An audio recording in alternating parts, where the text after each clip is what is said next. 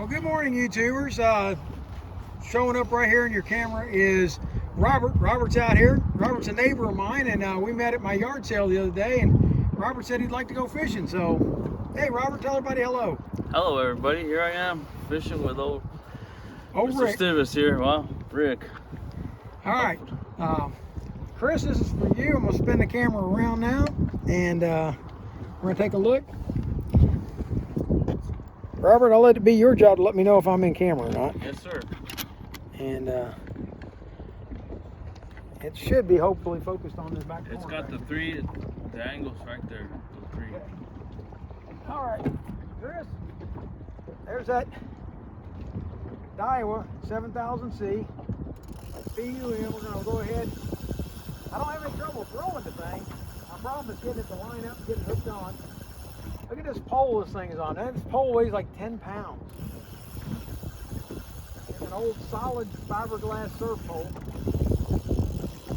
And it is a beast. I just want to check my bait and throw this out. And see how we do here. There we go. And I'm still having trouble with that pickup, Chris. There we go. It gets on there and it pops right back off.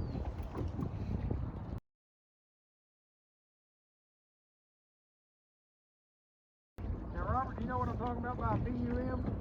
No, sir, I do not. Okay, you know that wire bail that you flip over? Yes, sir. Okay, this reel doesn't have that.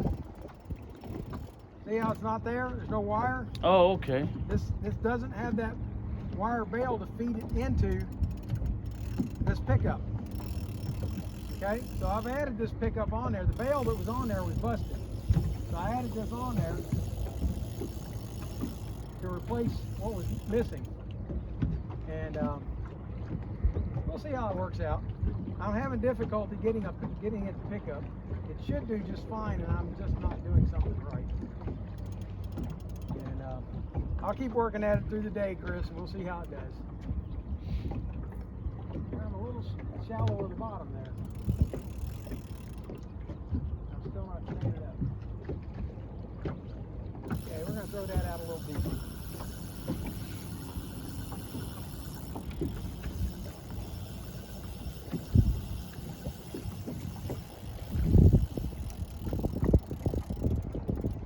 But, on the other hand, it casts beautifully. It does, actually.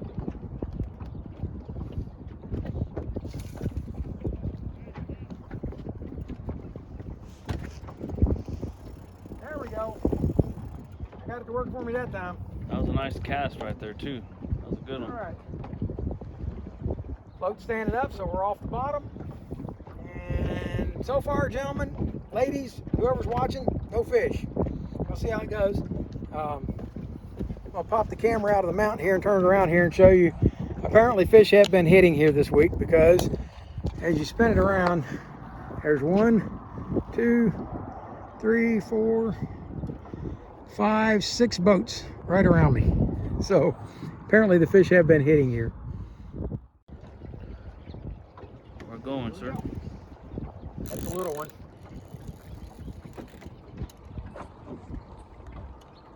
Here you go. Come catch this fish. We'll see how your back handles the little one first.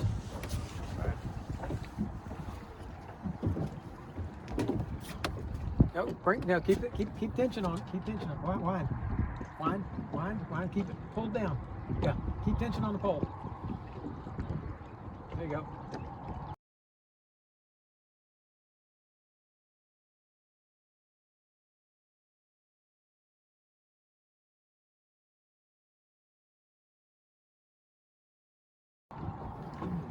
Wind. There you go. He's there. Wind faster. When you hear it clicking, that's when you need to stop. Okay. But keep tension on that pole. Yes, sir. It should be bent. Should be bent? Yeah, it should be bent. Keep it wound down until it's bent. Wind it faster. There you go. Keep going. I see it. Something come up on top. Yeah, wind it faster. Bring him in so you don't get loose.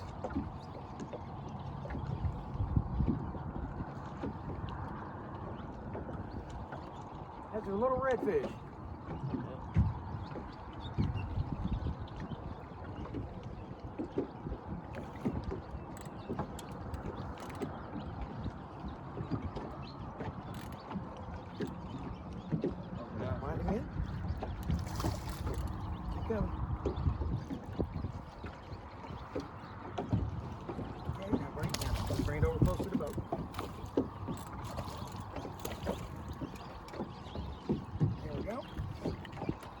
There you go.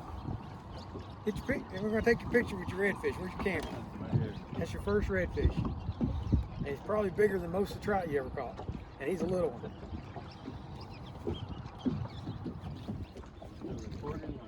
Probably. I never turned it off. Yep. We can record that cast on that. That thing is called a Damn Quick. It's DAM. It's Daimler something machinery. It's a German company. DAM, and it's a quick reel, number 268. And it is, that's what I said, we lost some fish with it last week. Go ahead and wind it in some before you cast it.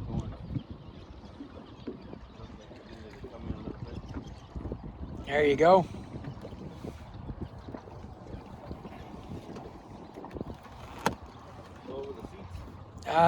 Yeah, it's better to go around. Yeah, there you go. That's fine.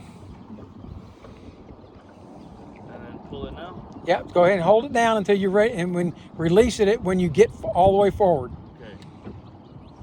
Yep. You released it a little too late.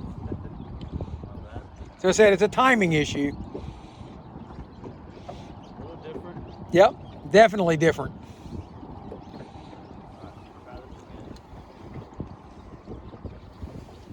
There you go. Right on the money. There you go, Chris. There's your 268 fishing again. Landed another fish. That 20-pound test line seems to work better. Okay, well, you guys missed the landing of, but we didn't really think we had a fish on to begin with, so he's done caught another fish. This one snagged though. Yeah, it did. Let's bring it on in. Just walk back towards you. Yeah, he got snagged. Oh, there he goes, catfish. He's loose and gone. Take that one, and I'll throw out the 268. I thought we had a good launch on that one. I did too. What the heck? We went far out there. Well, maybe that was just the bait that went way out there. Maybe that's why you thought it was so smooth. It looked good. That's smooth. Yeah, it didn't go out. Sorry. It's all right. Sorry, YouTube. Yeah. For those watching, laughing. Well, it's not on. Oh, yeah, it is on. Yeah. Early morning jokes, guys. Early morning. As long as we're having fun, that's what counts. Yes, sir. Oh man, funny. I thought it looked like it was jerking out there. Yeah, thought some more bait, my friend. That's what I did. At this route, at this rate, I mean.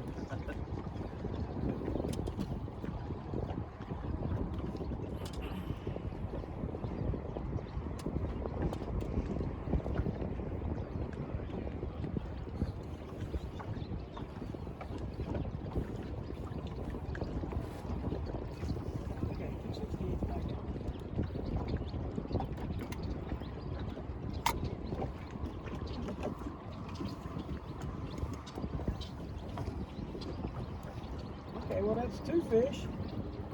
That's a good sign. That was actually a pretty decent catfish, too. That was a decent sized catfish. You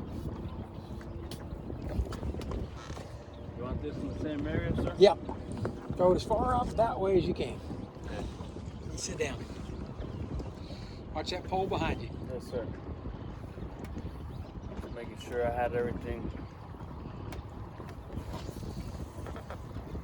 There you go. That'll do. Anyway, let me explain to you, since you're there, what that PUM bail does. Basically, it's the bail without the wire. It's got everything is there the same. But when you've got a wire on there and you click the handle or flip the bail over, it pulls it over and it automatically feeds the line into that. Okay, when you don't have that, you're supposed to be able to use your finger to hook the, and when you wind it, it's supposed to automatically hook.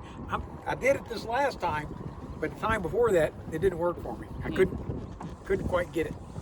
So Chris tells me it's supposed to be Chris Jenkins. He's a retired youth.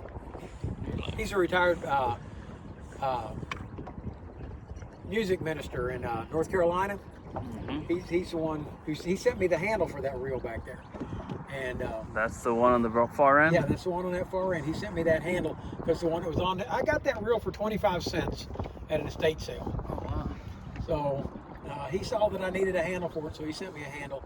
The screw that's sticking out of the side of it, I bought off of eBay because I couldn't find one. All the hundreds of screws that I've got, and not one of them fit that thing. So I bought that screw off of eBay, put that on there, and I still didn't have a bail.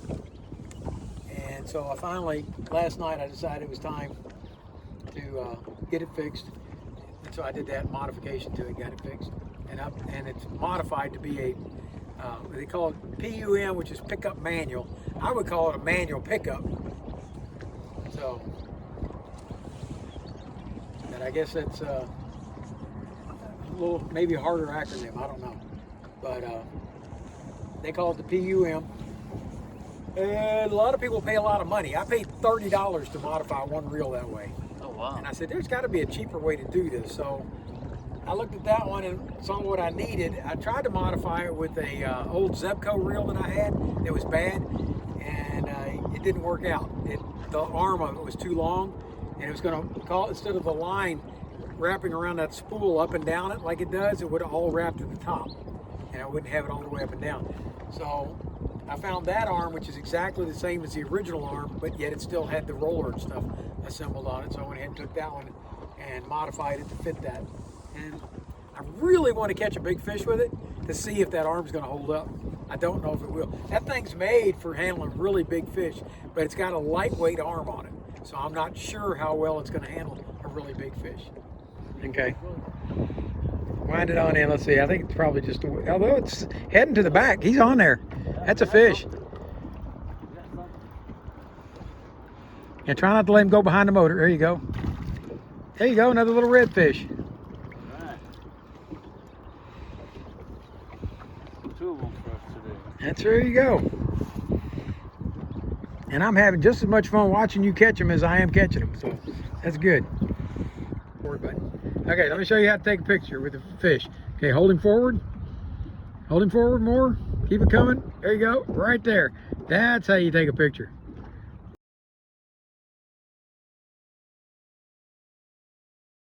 But now that I see the method to your madness, and I like it. And a little bit of everything out there. I didn't bring that pen. I've got a pen that I used last week, and the pen is a nice reel, but when you're using all these other different kinds of reels, that pen can really mess you up because you're not used to using it. Mm-hmm. And so I left it retired at home today. All right, you gonna try it again? I'm gonna try it. Okay. I gotta figure Hang it on. out. Let me see if I can back out a little bit. There we go. Now I got you in the picture. Let me bring this up. All right, let's see if we can figure out what you're doing. Remember, right about here, let it go. Nope. That was smooth, wasn't it? Not as smooth as the first time I did it. This is gonna be the death of me today. You get the hang of it. That was, you got the line to go out, so you almost released it soon enough. Almost. But it's like I'm flicking it or something. I don't know what I'm doing wrong. You're just not releasing it at the right time. Is that what it is? Yep. And you don't have to throw it as hard. You're not trying to throw it all the way to the bank. It's just a nice, easy toss. Uh-oh. The float went down. Are we recording still? Yep. It's all you, Rick.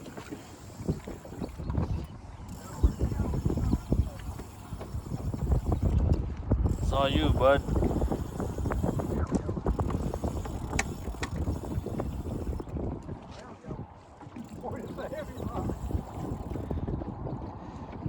Oh, you got a big one? Nice. And I saw that float disappear. Where there's right reds, there's other reds. Good job, brother. Good job. All right. If you don't mind handing me a shrimp, Not at all. I'll bait this up. They're back there, up there. They're Oh, you put them up here? Oh, yeah. right next to me. Nice juicy one. Thank you, sir. Yes, sir. Fish are gonna love that one.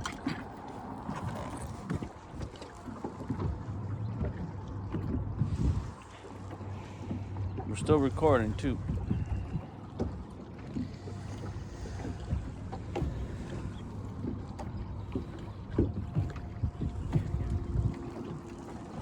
Alright, so that guy did it. Good job.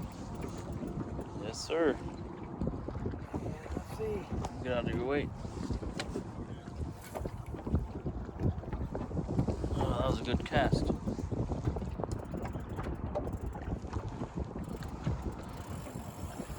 Okay, Chris, I'm slowly getting the hang of it. All right, Robert, let's try casting that thing again.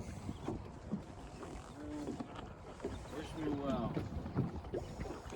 You're not ready to step up there, huh? Oh, third time's a charm, I guess, huh? Okay. Remember, you don't have to try to throw it real hard. Just a nice, easy. It's better. I didn't redo that one. You released it a little late.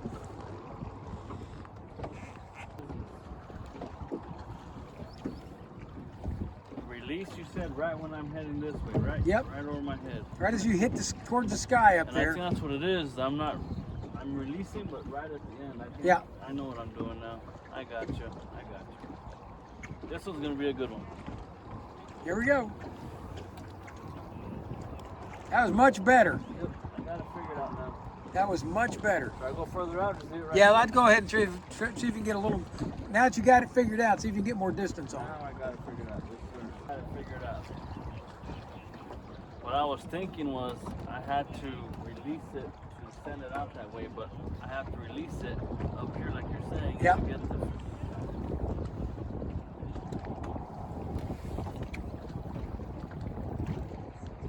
Still not far enough. It'll do.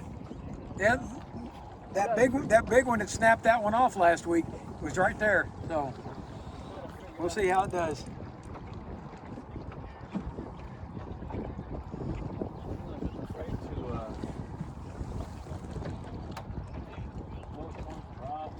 Yeah, don't wind it in any because it's already in close, so it's going to kind of drift down. It'll end up hanging almost straight down from the boat. Gotcha.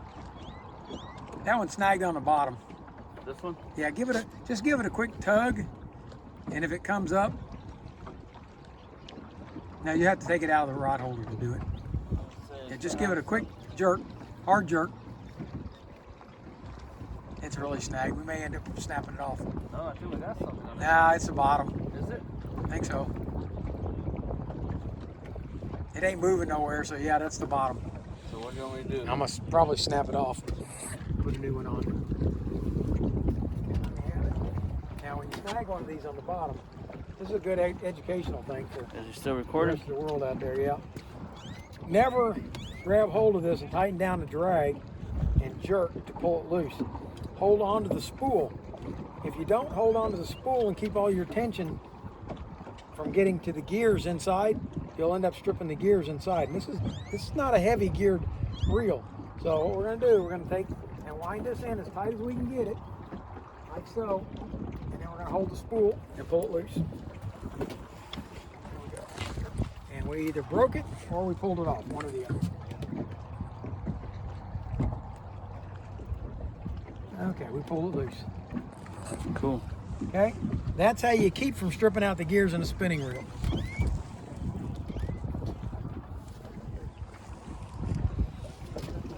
Thank you. Yes, sir.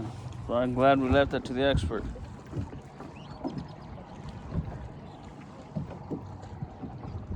And I don't know about an expert. I think everybody on YouTube here knows I'm not an expert in any of this. Well, I guess compared to my level. I think he might have stripped me. Did he?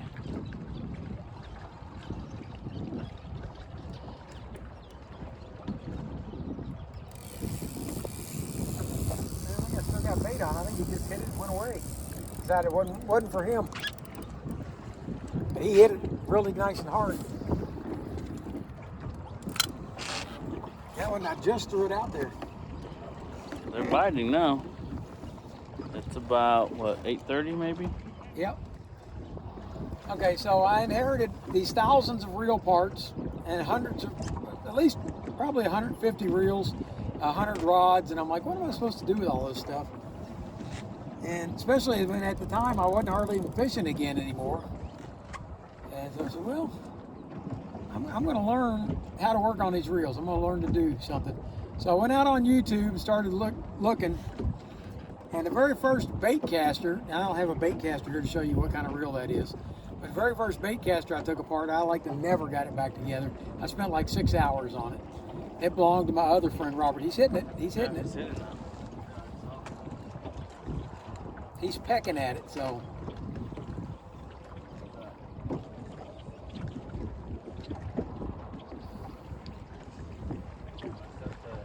No, not yet. Just wind it down a little bit. Get it low.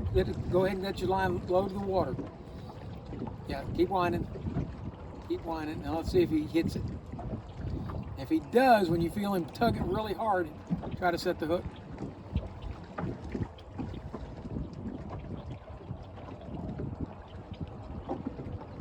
If he doesn't, it could have just been the bottom dragging. Yeah. Okay. Yeah, it doesn't look like he's hitting.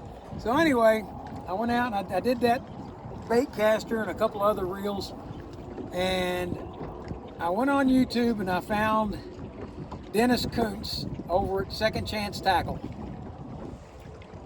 And I started, go ahead and wind it a little bit, just to snug it up. There you go, hold. That's good. And I started watching Dennis's YouTube videos, and he has over 1,000 different reels that he's done. And I started watching his videos and watching how he took them apart and how they came apart. And I said, you know what, maybe I can do this myself. So I started with reels that I grew up with, like the Johnson Century and the Johnson Citation, Zebco 202s, and I did those reels. And once I was successful with those, I said, well, hey, maybe. Go ahead and cast. He's hitting it. There you go. That's right where you got the strike before. And that's where it started. If you go back and watch my early videos, the ones from back in January, you'll see, man, I didn't have a clue what I was doing. And I got better. And I'm never happy just taking something apart. That's why I end up doing things like that 7000C back there, where I modified it. It's just learning. And anybody can do it. I just go out and watch Dennis's videos and then start hitting yard sales and picking up dirt cheap reels. Flea markets. I bought 20 reels for $1 a piece at the flea market a few months back out at Buzzy's, you know. Oh, wow. And granted, most of them were non-functional. They didn't work.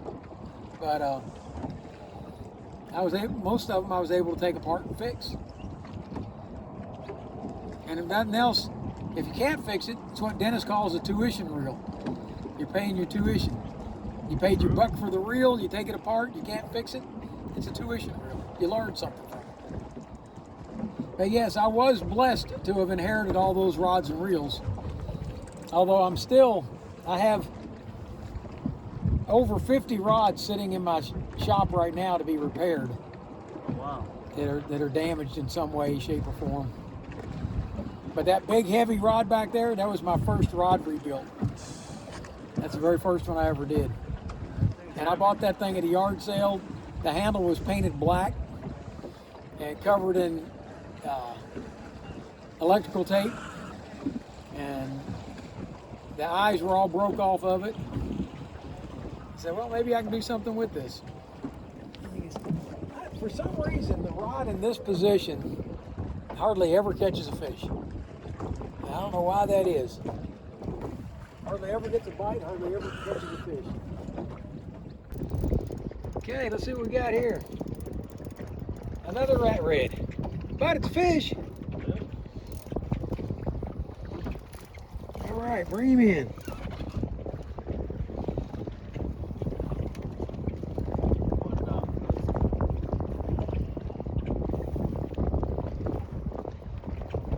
Once those guys got away from us, we started catching again. Yeah. Oh, they did move, didn't they? Yep. We're recording these ones. Yep, that one's being recorded. I won't be able to see you too, but here we are. Little small fella. About to let him go back. This one's pretty slimy.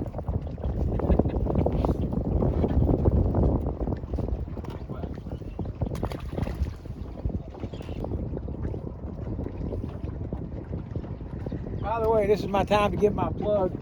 Anybody out there in San Antonio who would like to go fishing out here for these reds, I suggest you contact Malo over at OCD Fishing Charters.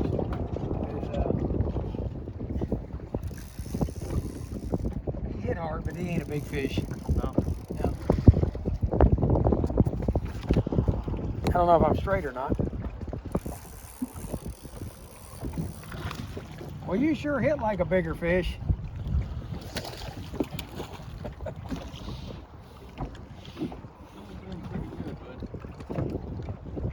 See the difference in having new bait out? Yes, sir. Definitely. Well, it is a nicer rat red. It is actually good. I'm tempted to change all these ones that have weights on them, taking the weights off. We seem to be doing much better on the lines that are free lining.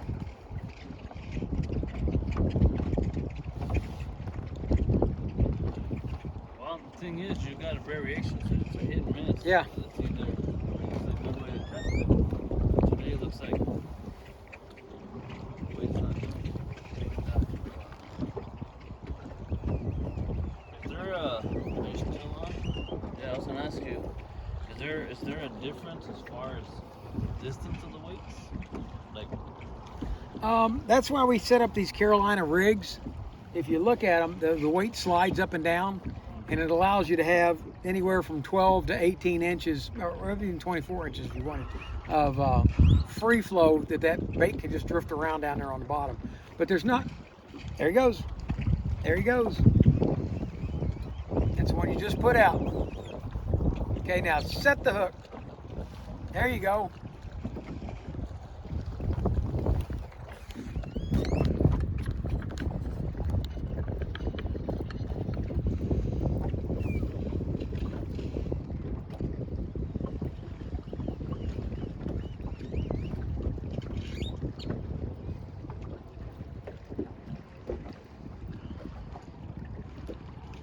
Catfish. yeah, catfish.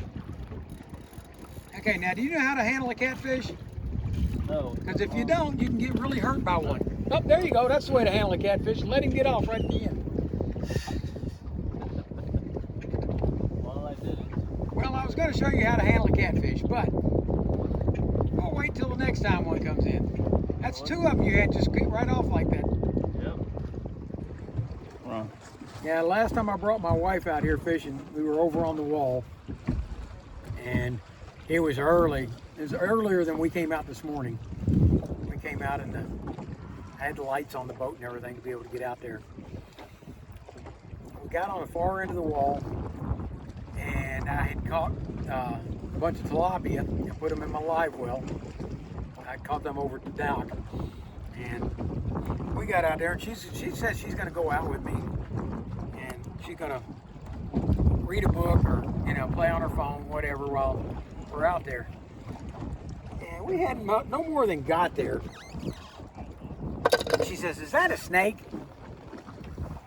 And I said, "What do you mean, is that a snake?" She says, "Is that a snake?" And I looked, and at first I said, "No, I don't see no snake." She said, "Dang it, that's a snake I see right there." And I was looking over on the wall. No, she's looking in the water about 10 feet out from the wall. There's a great big water moccasin. Oh, wow. And he's swimming towards the boat. So I grabbed that net over there, and I turned it sideways, and I took it and I whacked it in the head just as it got near the boat. I thought, well, that'll run him off. He'll be gone. And he turned. He went the other way, swam about 2 feet, turned around, and headed right back for the boat again. I hit him again. He turned, went away, turned around, and headed right back for the boat again. I was like, man, this guy's determined. And Patty said, well, what if I start the boat up? I said, well, that'll scare him. I said, that'll certainly keep him from getting up here. So she starts the boat up, and he comes right up beside the motor and starts climbing into the boat right beside the motor while it's running. I was like, wow, this guy is really determined. So I snagged him with the net again and pushed him off. And then I realized he's trying to get into my live well. And I told her, I said, let's go, because she hates snakes. She's absolutely terrified of snakes. So I said, okay, let's go. We'll go out in the middle out here somewhere and we'll go fishing. And so we started packing it up, and I said, let's just call it a day. And I started taking those tilapia out and throwing them in the water. He came right over, because one of them hit the water, and he hit it in the water, bit it. I was like, I ain't never seen nothing like that. And then I gotta watch this line over here. I'm not sure what it's doing. I think it's just the wind. The wind's picking up. So I'm not really sure what he's doing, but he turns and he's got hold of that little fish, and he takes and he comes up out of the water, and he just tosses his head back, and that little tilapia turned as he flipped his head up, headed right down his throat, and he just closed over, and down he went. He was that whole time he was after those little fish out of the live well. Apparently he'd scarfed in somebody's live well before. So that was the last time Patty came out here fishing with me. So I don't take her into nature very often. I took her to Cliffs of the New State Park years ago in the winter. It was February in North Carolina. She said, I'm afraid of snakes. I don't want to be around no snakes. Well, there ain't gonna be no snakes out here. Not in this colder weather. We got out there and we're walking through this trail, and I look down and there's a water moccasin, and he's in the middle of the trail, all coiled up. And I was like, what in the world are you doing here? I told her, I said, well, if we make a lot of noise, he'll go away. No, we made a lot of noise, and he started heading right towards us. Oh, wow. I was like, I ain't never seen nothing like this. So I grabbed a big stick and threw it at it, and tried to hit it, and it's come around the stick and was heading right for her. And I was like, oh man. And I finally knocked it over into the weeds, and we left. That was it. And those are the 2 trips that I've taken her into the wild. And no, my wife is not for nature. Well, when you get that's not her thing. Water moccasins like that, I mean, that's. It's not, well, the snakes have beaten her back and kept her out of nature. Every now and then I'll get her to go with me to Canyon Lake, and we'll go boating up there. But if somebody ever told her they saw a snake, that'd be the end of that too. I'm so curious about the alligators over there. They say that there's one in here, but I ain't seen him. I've never seen him, but they say there's one alligator. I'm curious. I'll buy a bag too. There we go. There we go. There we go. There we go. Are we filming? Yep. He ain't that big, but he likes to fight.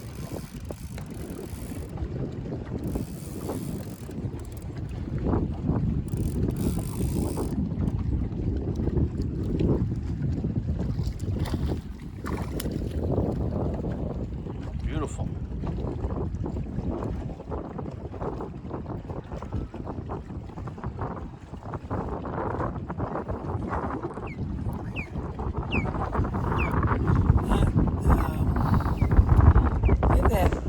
Bucket, see if there's a pair of pliers. Oh, never mind. Here, I got a pair of pliers. Done.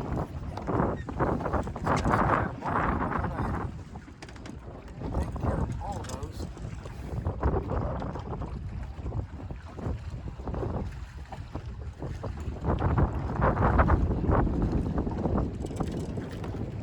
Hang on, brother. Hang on. See what that was? There you go. Go get them.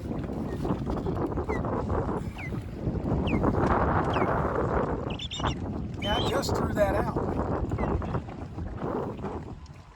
There we were winding them in because we lost an anchor, and daggone, we didn't have a fish on. Beautiful. Nice multi-spotted rat red.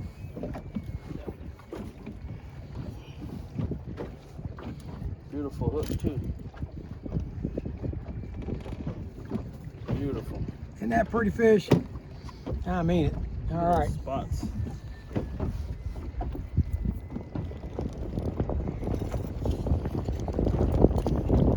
They will be daring to trick it out. Well, if I had, well, okay. Let me explain to you YouTube people why I lost an anchor. This morning, I pulled my anchor out.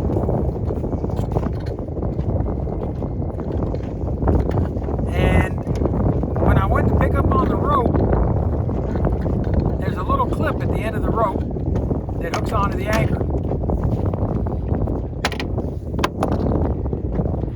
Right here.